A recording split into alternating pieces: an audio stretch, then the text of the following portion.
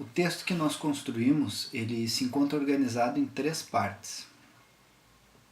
Uma primeira parte, que tem como objetivo contextualizar o surgimento da educação ambiental, problematizar um pouco o seu surgimento, situar o surgimento da educação ambiental e compreender o seu desenvolvimento ao longo do tempo. Uma segunda parte, que trata da diferenciação entre educação ambiental normativa e educação ambiental interpretativa compreensiva. Nessa segunda parte, então, a gente tem como objetivo descrever e caracterizar a educação ambiental interpretativa e compreensiva. Na última parte do texto, a partir do conceito de lugar, e nós tomamos como referência a obra do Tim Ingold para tratar o lugar, a partir dessa noção de lugar, a gente propõe que se tome a escola como referência, como espaço privilegiado para o desenvolvimento de uma educação ambiental interpretativa compreensiva.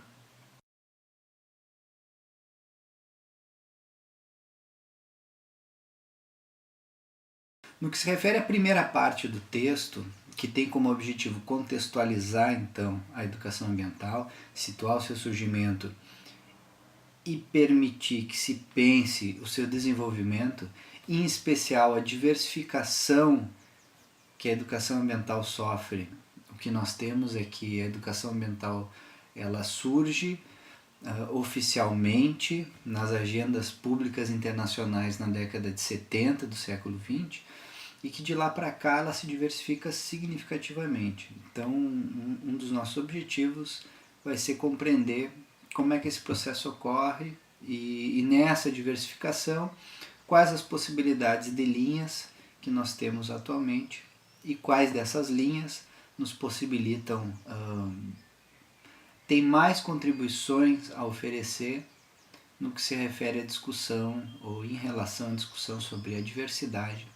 A gente construiu o texto baseados em 3 conceitos que são para nós fundamentais para compreender histórica e socialmente o surgimento e a consolidação da educação ambiental.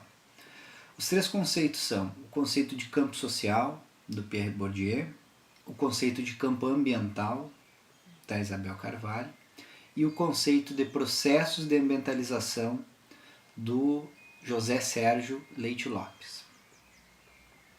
Em linhas bastante gerais, a gente pode articular esses 3 conceitos da seguinte maneira. Para o Pierre Bourdieu, o espaço social ele se apresenta simultaneamente como um campo de forças e como um campo de lutas. Um campo de forças no sentido que o espaço social se apresenta como um conjunto de relações de forças objetivas que se impõem a todos os sujeitos que ingressam neste grande campo que é o espaço social, ou nos seus diferentes campos, os campos sociais. Como um campo de lutas, a noção de campo social do Pierre Bourdieu vai nos indicar que existem diferentes campos sociais que disputam entre si o poder de nomear e atribuir sentido ao mundo, o poder de impor a sua visão de mundo sobre os demais. O espaço social, então, por Pierre Bourdieu, ele é duplamente estruturado.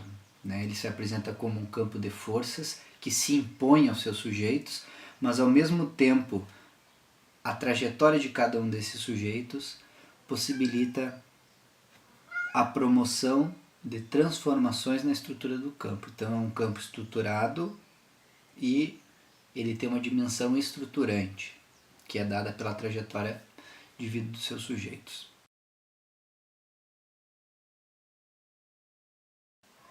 Nesse contexto de um campo social pensado como um campo de lutas, a Isabel Carvalho propõe que nós pensemos o campo ambiental como mais um campo social, entre outros, e que, como estes outros campos, o campo ambiental se encontra sim engajado na disputa pelo poder de nomear e atribuir sentido ao que seria a conduta humana desejável e ao meio ambiente ideal. O campo ambiental, que historicamente se constitui a partir dos movimentos ecologistas das décadas de 60 e 70, muito influenciado pelo movimento estudantil desse mesmo período, é um campo que reatualiza elementos da tradição romântica, né, nos seus discursos, nas suas posturas. Há uma influência do movimento hippie da década de 70. A Isabel vai pontuando na sua obra as diferentes nuances do campo ambiental. A Isabel vai falar no campo ambiental como um campo organizado em torno da produção e reprodução da crença na natureza como um bem entendido em dupla dimensão, né? Como um bem no sentido de um bem material, daí decorrem concepções que leem a natureza como recursos naturais e a natureza como um bem, algo que tem um valor em si mesmo, um valor para além dos seus usos, um valor intrínseco. É no interior deste campo de preocupações ambientais, que surge nas décadas de 60 e 70, que se começa a pensar e gestar a ideia de uma educação ambiental. Oficialmente, nas agendas públicas internacionais, a educação ambiental surge na década de 70, né? As primeiras conferências sobre meio ambiente mundiais são da década de 70.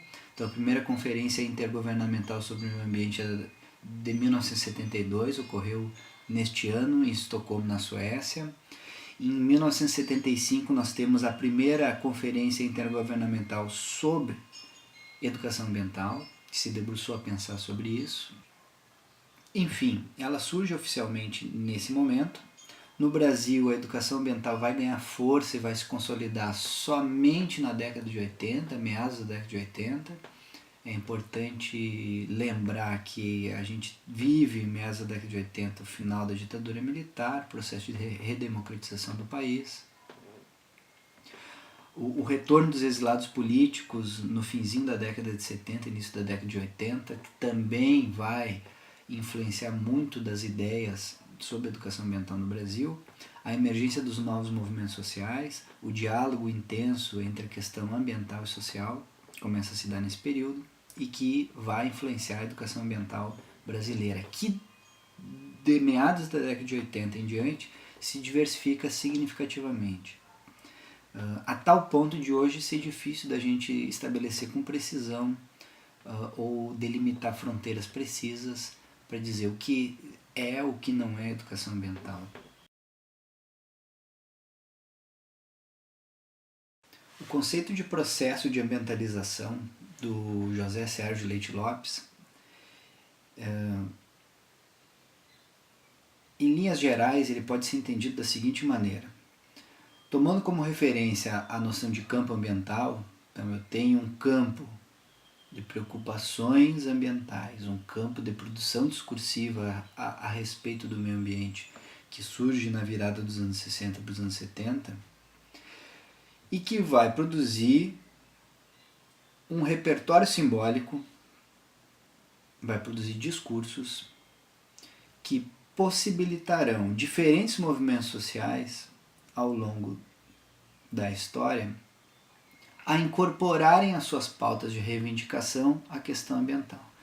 O José Sérgio Leite Lopes vai dizer o seguinte: movimentos sociais que historicamente não tinham a questão ambiental como uma das suas bandeiras passam, ao longo do tempo, a incorporar as suas pautas de reivindicação à questão ambiental.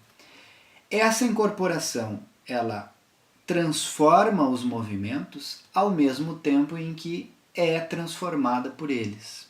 Então a temática é transformada por essa incorporação. Isso complexifica o campo ambiental brasileiro. O campo ambiental brasileiro que surge num primeiro momento muito influenciado pelo movimento ecologista e em alguma medida restrito aos discursos que se davam nesse âmbito, passa progressivamente a ampliar a sua abrangência, a ampliar o diálogo com outros campos sociais, a ter diferentes movimentos sociais incorporando as suas temáticas e os seus discursos, logo transformando essas temáticas, esses discursos. Então o campo ambiental brasileiro se diversifica significativamente. O movimento que a educação ambiental vai seguir ao longo desse processo é similar ao do próprio campo ambiental. A educação ambiental, que no primeiro momento ela surge muito vinculada às ideias que estavam sendo produzidas pelo movimento ecologista, ela passa progressivamente a dialogar com outros movimentos sociais e a incorporar diferentes leituras ao repertório que a constituía. É nesse contexto, portanto, um contexto caracterizado por essa noção do espaço social como um campo de forças e um campo de lutas, onde diferentes campos sociais disputam entre si e buscam impor aos demais a sua visão de mundo, onde o campo ambiental aparece como mais um campo, entre outros, a disputar o poder de atribuir sentido ao mundo, de nomear as coisas e de dizer qual seria a conduta humana desejável, o que seria um meio ambiente ideal. É nesse contexto onde diferentes movimentos sociais passam a se apropriar da produção discursiva do campo ambiental, modificando as suas trajetórias ao mesmo tempo em que modificando e complexificando o campo. É nesse contexto que a educação ambiental surge, é nesse contexto que a educação ambiental se desenvolve, e é nesse contexto que a gente vai pensar quais seriam as contribuições da educação ambiental para a discussão que toma o respeito à diversidade como eixo central. Num primeiro momento, a gente vai ver que a educação ambiental, que surge, se desenvolve nesse contexto, no interior de um campo ambiental, ela assume predominantemente um caráter normativo, um caráter de normatização de condutas. As suas ações, elas têm como horizonte a normatização de condutas. Nesse mesmo processo, a gente vai ver que a educação ambiental pode assumir um caráter interpretativo, compreensivo, e que isso marca uma diferença significativa em relação à educação ambiental normativa, e que é nessa perspectiva que a gente consegue ponderar as contribuições da educação ambiental para a discussão que toma a diversidade, o respeito à diversidade como eixo central.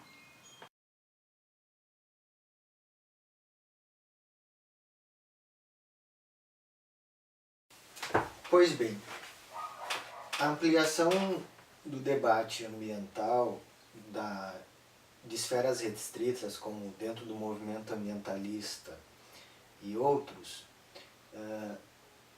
ultrapassando então esses limites estabelecidos para a esfera pública, começa a ganhar um corpo distinto nas relações e na construção de um campo social que é influenciado e que influencia a educação ambiental como um todo. Ao adjetivarmos então o substantivo educação, temos no horizonte de que a educação como praticada até então não correspondia necessariamente às demandas oriundas dessa nova compreensão da natureza e da relação dos humanos com a natureza. Nós podemos entrar na parte então do texto que diz respeito às diferenciações que existem entre uma educação ambiental normatizadora e uma educação ambiental interpretativa compreensiva.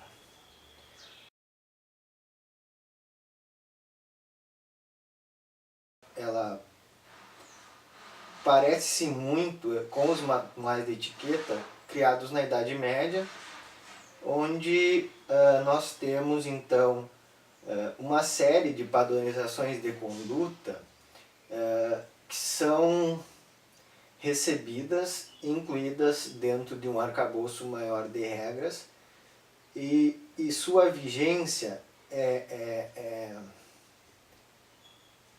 introjetada, né, dentro não só de padrões de conduta, mas na corporeidade dos indivíduos.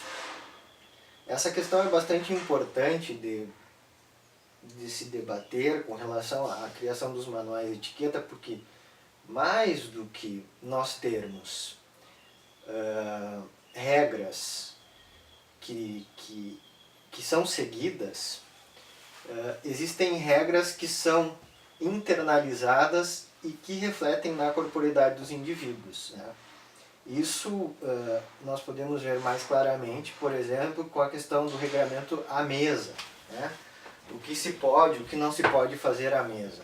A educação ambiental normatizadora, enquanto então um regramento de condutas imposta aos indivíduos por meio de princípios que são considerados adequados dentro da relação com o ambiente, é justamente fazer com que o indivíduo não só se adeque, mas que internalize esse conjunto de regras, e esse conjunto de regras então passa a ser o fator de cerceamento não só intelectual, mas em relação aos sentidos e à corporeidade do indivíduo.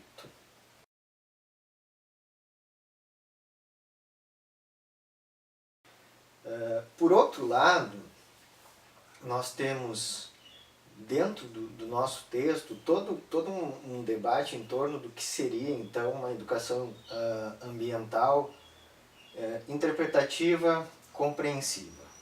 Primeira questão importante que nós trazemos no texto é justamente que a educação ambiental como normatizadora de condutas, ela coloca os indivíduos, né, que partícipes desse processo educativo ou educacional, numa relação que não é horizontalizada, né, uma relação verticalizada. Isto é, o educador como aquele que dita as regras, e o educando, seja qual for o ambiente em que essa educação ambiental se dá, seja no ambiente escolar formal, seja em uma grande empresa ou na universidade, o educador se coloca em um papel de quem estabelece a regra, e o educando no papel de quem recebe essa regra e a cumpre.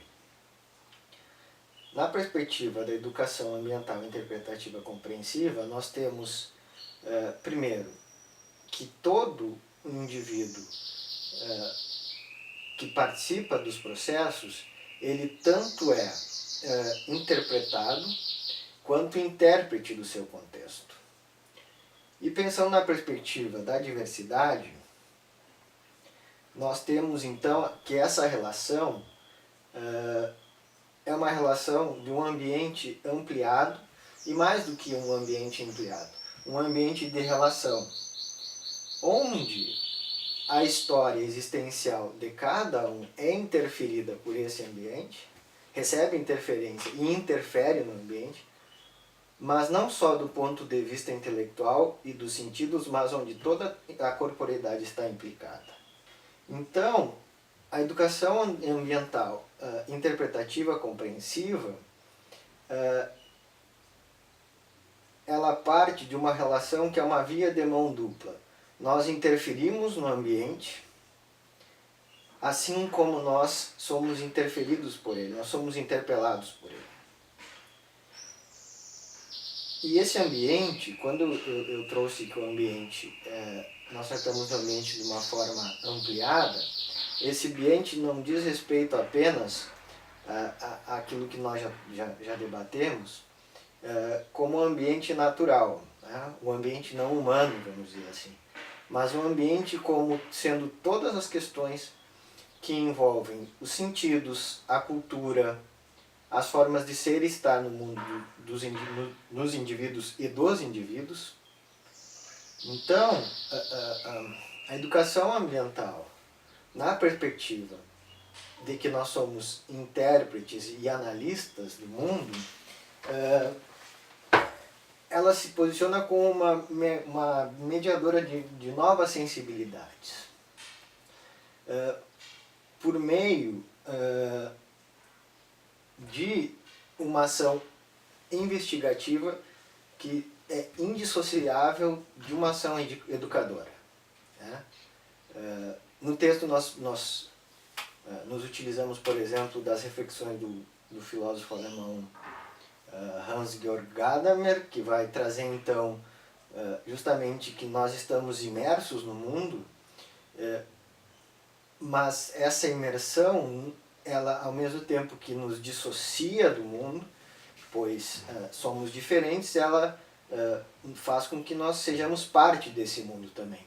E esse movimento de estar dentro e fora faz parte justamente disso, da nossa ação investigativa, quando nós nos distanciamos para observarmos fenômenos culturais, linguísticos, de discurso e de ação do humano no mundo, mas também nos coloca dentro desse mundo quando as nossas ações educadoras interagem em diferentes contextos. Dizer que a educação ambiental ela não é normatizadora, mas sim intérprete e compreensiva, não significa dizer que ela não tem uma intencionalidade. Pelo contrário, né? Justamente pois, por se vincular a questões éticas e estabelecer ou pensar em novas sensibilidades eticamente posicionadas no mundo e em relação ao que nós humanos estabelecemos, as relações que nós humanos estabelecemos como não humanos, nós temos uma intencionalidade educacional. Por outro lado, nós não podemos dizer então que essa educação ambiental ela é diretiva, porque nós não partimos da norma ética para criar essa nova sensibilidade. Muito pelo contrário, é a partir justamente do esforço compreensivo na percepção de que existe diversidades de contexto, diversidades de compreensão e de que nós precisamos ser interpelados por essas diferenças, essa diversidade. Reconhecer nessa diversidade o outro e a partir desse choque de horizontes, criar novos horizontes de conduta, novos horizontes de discurso, para assim promovermos ações que não só gerem transformações em um determinado contexto, do ponto de vista prático e concreto, mas também consigam promover o rompimento desse paradigma que defende que existe uma dissociação entre cultura e ambiente. O que de certa forma, criou toda essa questão problemática que nós trouxemos no início dessa fala, onde nós temos a natureza como um bem e o humano que é distinto desse ambiente natural como causador de todas as problemáticas ambientais que nós temos conhecimento, se não todas, de grande parte das consequências ambientais negativas que nós temos contato contemporaneamente. Então, para encerrar essa questão, nós então podemos dizer o seguinte: uma educação ambiental interpretativa compreensiva, ela parte do diálogo dos indivíduos, nesse caso dos humanos, na compreensão e na admissão que existem horizontes culturais que não são fixos e que são necessários, e onde é necessário uma ação interpretativa tanto do educador ambiental quanto do educando, para que se chegue, então, em um consenso narrativo e compreensivo, onde as especificidades de cada contexto também sejam respeitadas, mas mais do que isso, que na relação com a diversidade de compreensões e de relação com o ambiente, se possam gerar, então, outros e novos paradigmas éticos onde as sensibilidades e a corporeidade do indivíduo esteja envolvida enquanto agente transformador no mundo. Por essa perspectiva, nós temos, então, que, ao adotarmos esse paradigma, ele sempre será dialógico, dinâmico e não impositivo. E mais do que isso, ele vai estar sempre atrelado a uma postura onde a outriedade, ela, e o respeito a essa outriedade, ela é uma premissa básica desse diálogo.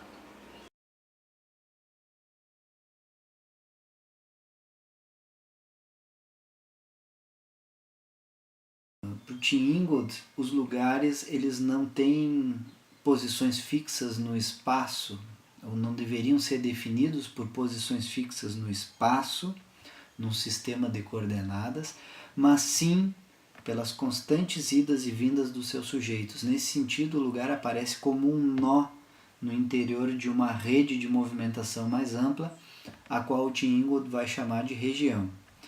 E os lugares, por isso, eles não têm posições fixas no espaço e sim histórias.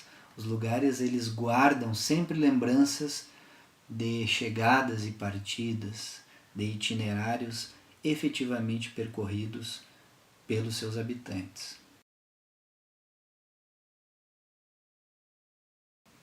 Entendendo o lugar então como um nó no interior de uma rede de movimentação mais ampla, nós propomos, no finalzinho do texto, que se tome a escola dentro dos lugares como um nó efetivo, constituído pelas constantes idas e vindas dos seus sujeitos, e sim portadora não de uma posição fixa no espaço, mas a escola como portadora de histórias. A escola como um espaço privilegiado de encontro e diálogo entre diversidade. A Isabel Carvalho vai dizer que a função da educação ambiental deveria ser, ou um primeiro passo para uma educação ambiental interpretativa, compreensiva, deveria ser buscar quais os sentidos estiveram na base das ações humanas. Portanto, o papel de um educador ambiental, nessa perspectiva, seria o de se entregar à escuta e ao diálogo, a colocar essa diversidade de leituras e histórias a dialogar, para que isso permitisse, não apenas a ele, mas a todos os sujeitos envolvidos nesse processo, a construção de uma leitura ampla do lugar ou de um problema ambiental específico.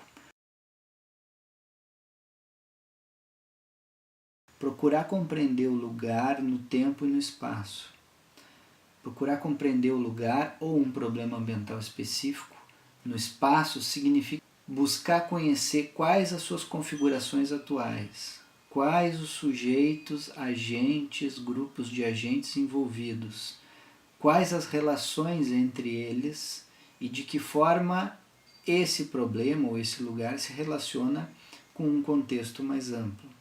Buscar compreender esse lugar ou este problema ambiental no tempo significa buscar entender como isso foi produzido ao longo do tempo, de que forma as diferentes relações e itinerários de sujeitos contribuíram para que um lugar, um problema ambiental, hoje se apresente da forma com que a gente percebe.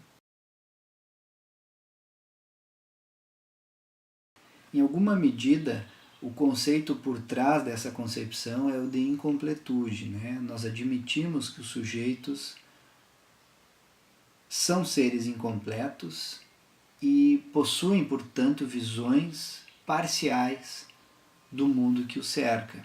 Quanto maior o número de visões colocadas a dialogar, maior é a possibilidade da gente construir juntos uma leitura mais adequada e uma leitura que nos forneça maior número e subsídios mais significativos para a resolução de problemas ambientais de diferentes ordens.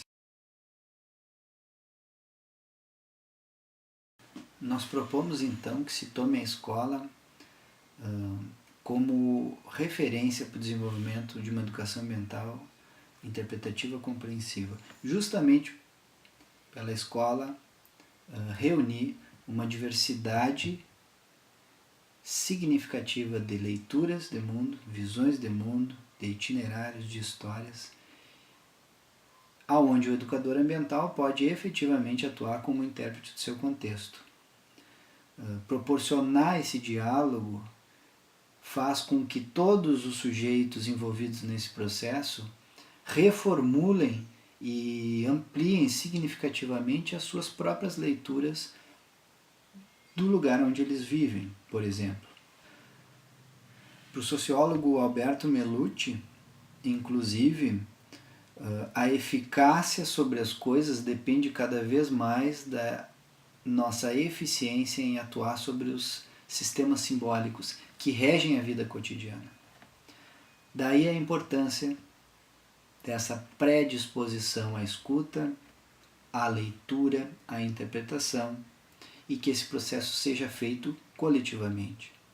Afinal de contas, conforme nos alerta o Henrique Leff, pensador e ambientalista mexicano, o saber ambiental, o saber que nos possibilitará superar os desafios que nós temos hoje, de ordem ecológica, de ordem social, esse saber ainda está por ser construído. Segundo Henrique Leff, não há diálogo interdisciplinar que dê conta de produzir o saber necessário à superação dos desafios que nós vivemos atualmente. Esse saber precisa ser construído, coletivamente construído. E o saber ambiental que vai me ajudar a resolver um determinado problema, ele precisa ser construído a partir dos saberes, dos itinerários e das vivências dos sujeitos que vivem naquele local. É a partir dessa troca que nós poderemos superar esses desafios que nos são colocados hoje.